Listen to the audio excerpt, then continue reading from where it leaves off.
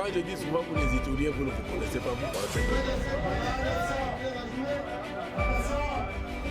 Freedom, freedom, ami de la liberté.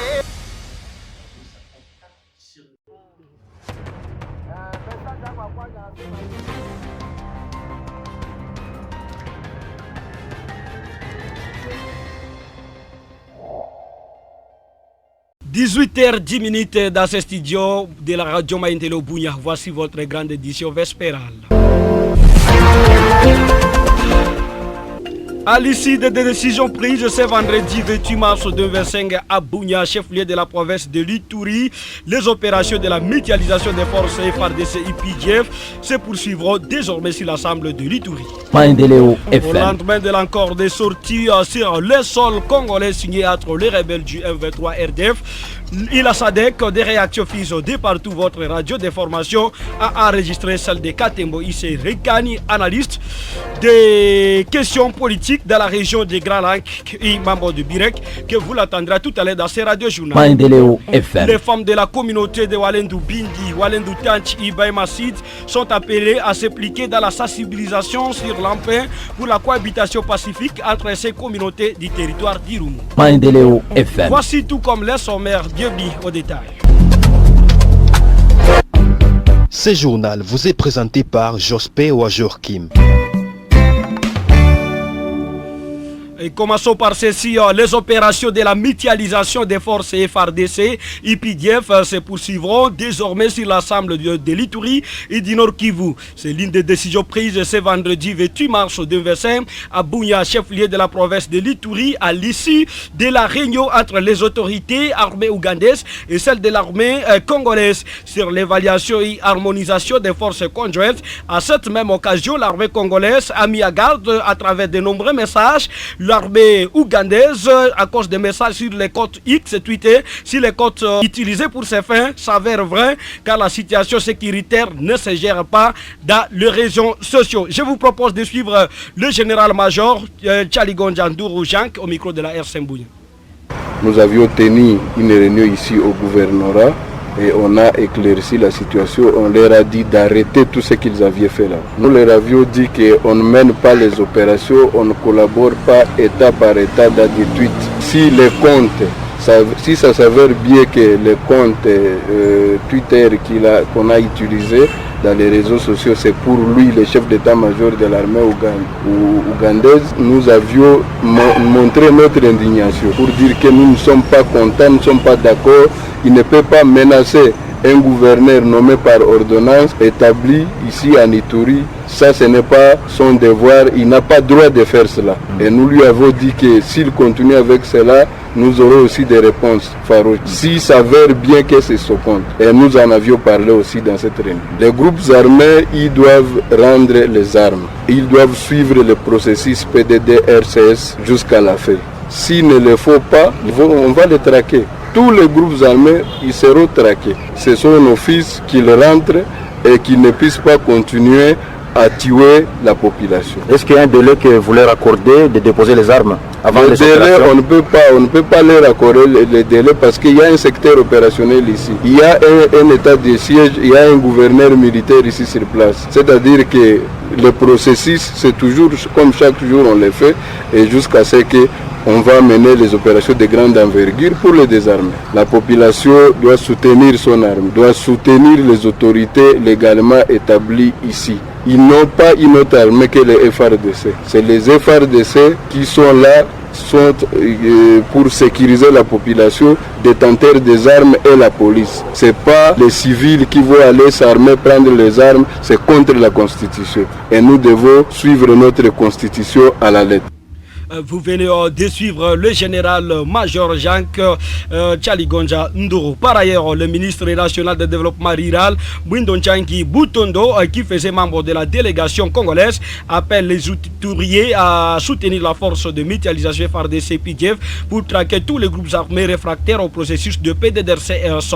Suivez-le au micro de la RC Mbouya. Sababu mulipata information mingi, ma tweet, manini, nazani ya muhimu ni information officielle yenye munapata sana kwa gouvernement. Arme ya Uganda haiko hapa kuvamia inji. Arme ya Uganda iko hapa sababu imealikwa na gouvernement ya nini? Gouvernement ya Kongo. Hakuna ugomvi katikati ya Uganda na Kongo. Hata kama muliona mambo ambayo walikuja, muliona bariere zinafunguliwa bila watu wa service kujua, hizo ndio shida kidogo kidogo ambazo haziwezi kosa za communication katikati ya maservisi zetu na maservisi ya Uganda. Ndio maana reunion imefanyika hapa, wakuu wa jeshi wa Uganda na wakuu wa jeshi wa Kongo na sisi wa polisi tukiwa hapo kuhakikisha kama wana harmonize mapla kusudi kila mara wanapokuja servisi zetu zikuwe zinajua na kusikue tena mambo ambayo muliona katika marezo sosio na katika mavideo.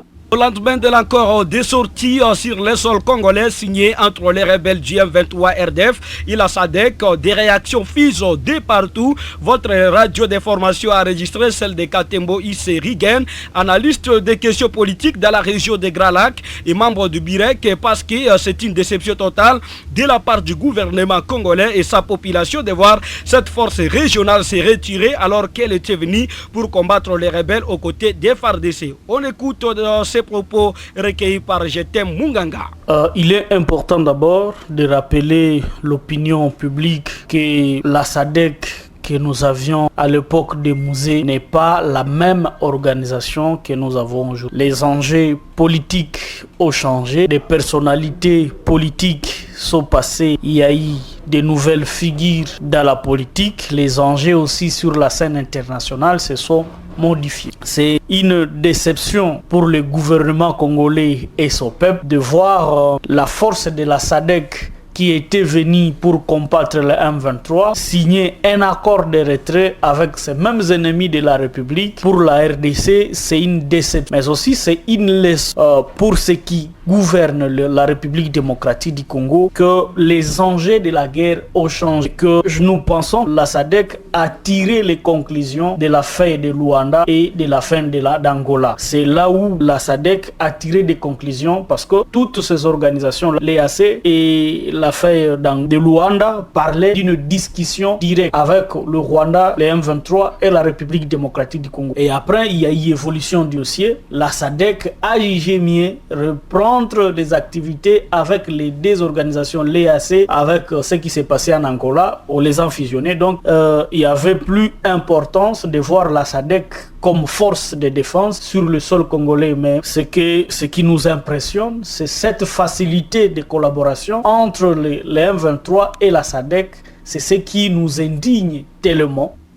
Katembo Rigen rassure que c'est le dialogue ou la diplomatie de la RDC fera le retrait des rebelles dans les zones qu'il occupe. Il revient une fois de plus. Donc cela dépendra du niveau d'évolution du dossier. Si à Doha, où ils sont partis, il y a eu des conclusions de cesser les faits et de se retirer, si dans la médiation angolaise on trouve des résolutions que les M23 devraient se retirer dans les zones occupées, cela dépendra du niveau de la diplomatie, mais aussi du niveau du dialogue au niveau international, tout comme au niveau interne dans l'option de l'évolution du dossier M23 RDC. Cela dépendra de la volonté des acteurs qui sont autour de cette table de montrer les options préalables. Parce qu'il ne faut pas oublier que la population de Goma, la population de Bukavu sont dans une forme de colonisation, du néocolonialisme et une souffrance surtout humanitaire et financière qui ne peut dire mot à cette question, c'est que c'est un ennemi de la République. Cet analyste politique en tout de même appelé le gouvernement congolais d'avoir dans de missions diplomatiques les politiciens qui maîtrisent bien la situation de la République démocratique du Congo.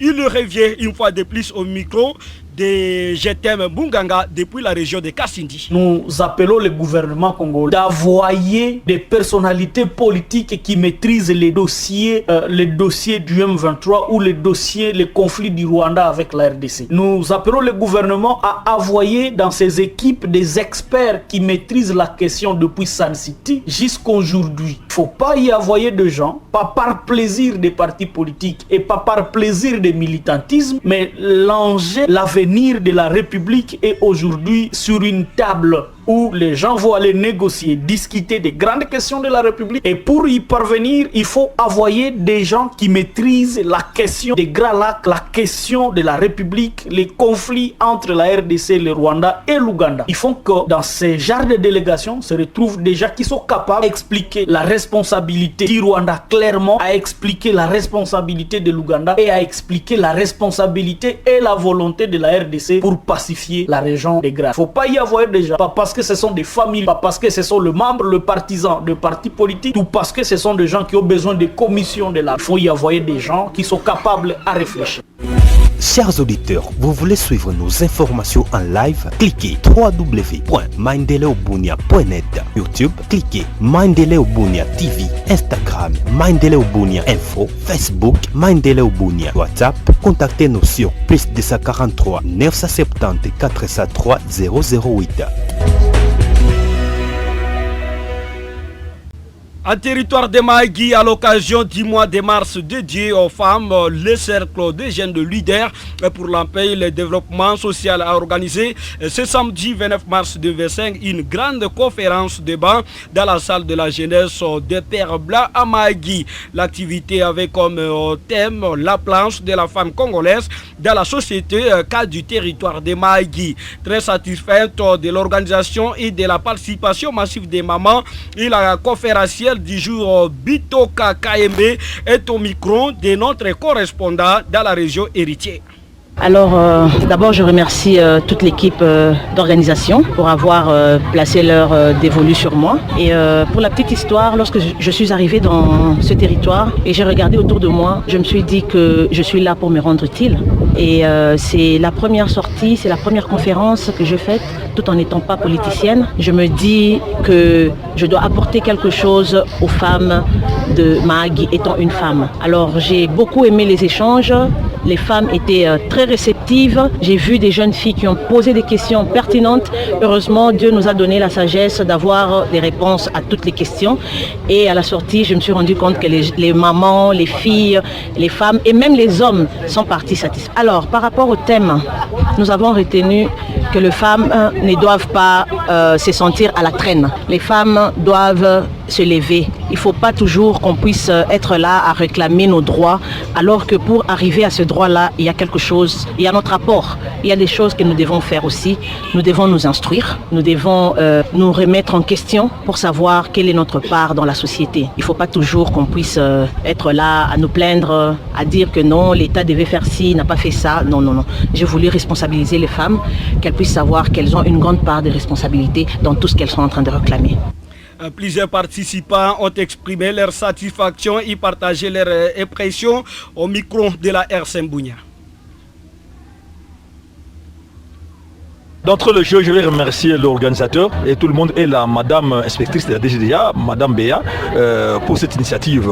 En tout cas, je crois que les femmes qui sont les représentantes, des femmes qui étaient avec nous, ont compris et on nous a recommandé de faire une large diffusion auprès de ceux qui n'étaient pas venus. Ça, il a dit que la femme se prenne en charge, que la femme prenne ses responsabilités, que les femmes ne se sous-estiment pas, qu'ils ne se voient pas seulement qu'ils sont là pour rien. Or, la femme peut aussi faire mieux, la femme est capable de tout faire aussi. Elle a été trop laide pour donner son exemple, qu'aujourd'hui, elle est une fierté pour le pays, pour sa famille, pour même Mahagi. Donc c'est un exemple à suivre pour toutes les mamans en général et les jeunes filles en particulier. Le message que j'ai retenu est que la femme puisse faire l'autopromotion dans l'entrepreneuriat. Et la femme doit faire tout pour se valoriser dans le cadre du travail, dans le cadre du professionnalisme.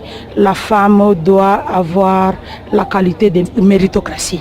Les femmes de la communauté de Walendu Bindi, Walendu Tachi et Baïmasid sont appelées à s'impliquer dans la sensibilisation sur l'empire et pour une cohabitation pacifique entre ces communautés du territoire d'Irumu. L'interpellation est de Madame Nyangoma Marthe, la représentante genre famille et enfants du secteur de Baïmasid, vendredi 28 mars à Bogoro, au groupement Babiasi.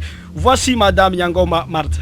Gisi tuliweza kufundishiwa, tuliweza kuona pale na maskeche mbalimbali, tunapenda tuishi amani, na sisi wamama tujieplike kwa kuleta amani, kwani mara mingi sio ndio tuko wa victime wakati hakuna amani, hakuna salama, na sio ndio wenyewe tuko tunajikuta kama tuko wa victime. Sasa tunataka implication yetu wa mama kuenda kufundisha watoto wetu na hata community yetu, tuache mambo ya upaguzi, mambo ya fitina, mambo ya chuki, tuende kutafuta amani, tuishi pamoja sawa babu wetu wa zamani walikuwa wakiishi.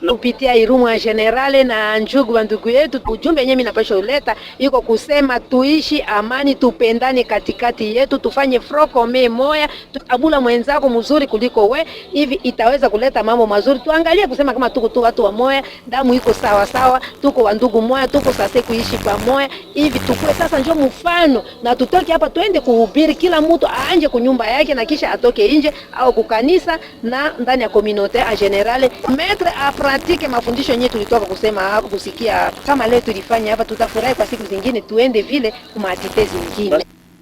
Pour Christophe Lynn Macheba, chef de groupement Chirichiruchi, les femmes devraient accentuer sur l'éducation des bas sur l'importance de la paix et la cohésion sociale. Suivez-le dans ce propos.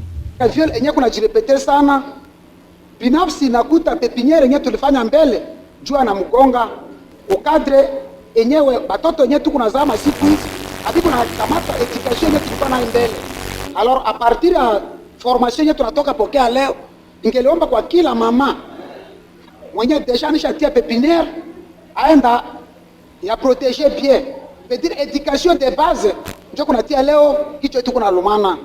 Alors tuende tuedike batoto bien, ila ta pepiniere mbele nyejua nishapiga ibaki nishapiga, me tutakazana na kubazia cadre, me enye kunatoka sasa tujitahidi vraiment kuba cadre bien. Alors sensibilisation kuhusu salama tujikaze nayo, tujitahidi kufanya ile sensibilisation, na ndani ndio tutapata malimbuko yenye itakuwa ya amani, ambayo itakuwa vile ya maendeleo, paske ndani ya kukosa usalama maendeleo hatakuwa. Ningeliomba vile kwa division provinciale ya JAR baendelesha kufanya lobbying, baelargir assise ile ikuwe na soubassement ya nguvu ubie na kilo kupita ya leo, isikwe tu hapa Kupogoro, ba parcourir etandi yote ya Irumu, pourquoi pas ya Ituri en général, parce que tuko natafuta kutosha province yetu kwa hali ya mubaya kupitisha kwa hali ya mzuri. C'est pourquoi kama tukiona mzuri ndani ya nchi yetu ya Kongo, particulièrement ku côté est, malgré kuna zorota province ya Ituri iko na vuma kupitia kupumua hewa ya mzuri. Au moins 15 cas de rougeole sont déplorés à l'orphelinat Tuking Yatouma, situé le long de la RN4 à Kassindi, quartier Mapati. Cette annonce est de Madame Desange Maliro, responsable de cette maison caritative qui met à cause les mauvaises conditions de vie tout en appelant à la charité. Elle est dans ses propos recueillis par Je t'aime Munganga. En tout cas, ici à l'orphelinat Tuking Yatouma, il y a le problème de la rougeole. Et ça vient de dire, en tout cas au moins 2 mois, 1 mois et demi.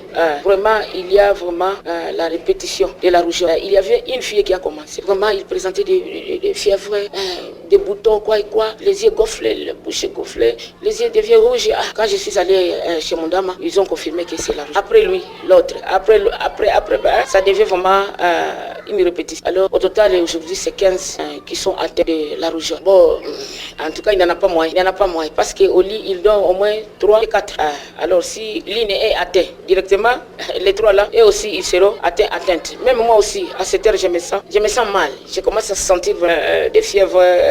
Alors, vraiment, je ne suis pas à bonne santé parce que les enfants ils sont atteints de la rougeole. Vraiment, moi aussi, je commence à sentir des signes. En tout cas, il n'y en a pas moyen parce que les conditions ne permettent pas. Surtout, j'insiste aux internes. Mais il y a ceux qui font l'ambulatoire. Il y a des externes ici à l'orphelinat Tuking Yatouma. Là, je ne compte pas. Je ne compte pas ceux qui font l'ambulatoire. Je compte seulement à ceux qui les internes. Donc ceux qui passent nuit ici à l'orphelinat Tuking Yatouma parce qu'il y a 3 catégories. Elle lance un appel aux organisations non gouvernementales à vie de sauver les vies humaines et revient une fois de plus. Honorer les factures, c'est ça, parce que je n'ai pas du travail. Dieu m'a appelé, il m'a donné la mission d'encadrer, de sauver ces âmes. Mais je n'ai pas de boulot. C'est pourquoi, pour honorer vraiment les factures, ça devient un problème. En tout cas, c'est un problème qui est là, qu'il faut honorer les factures. C'est pourquoi moi je demande au gouvernement de renforcer les médicaments à l'hôpital général et à l'hôpital La Cassine, de renforcer les médicaments. Parce que quand on arrive là-bas, on donne les médicaments. Mais il y a des maladies qu'on ne peut pas trouver là-bas, les médicaments. Parce que ce sont des centres qui reçoivent des pauvres. Donc là où il y a la gratuité.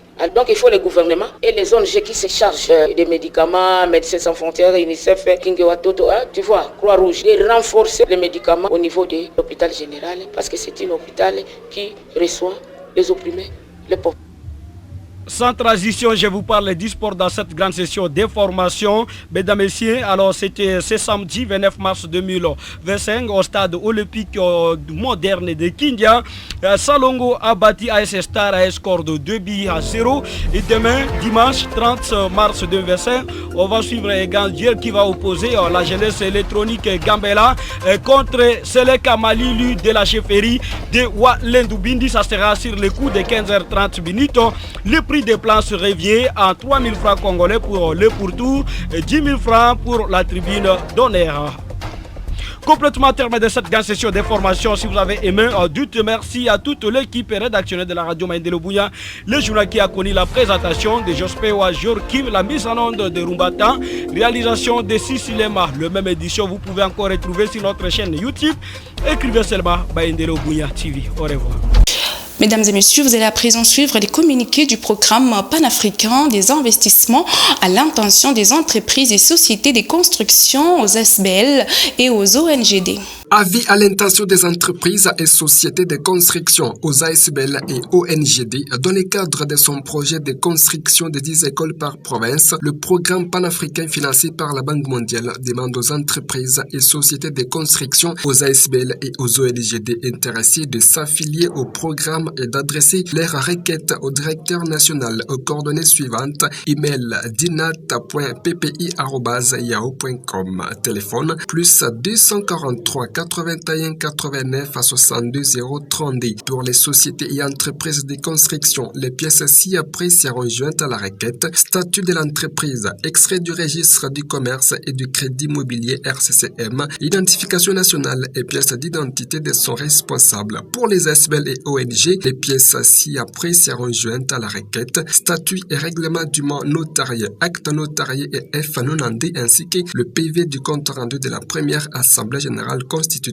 la pièce d'identification de son responsable. Notons que la fiche d'affiliation est gratuite. Hâtez-vous car le nombre est limité. Faites à Kinshasa le 29 juillet 2024. Alphonse Mouaka, administrateur général.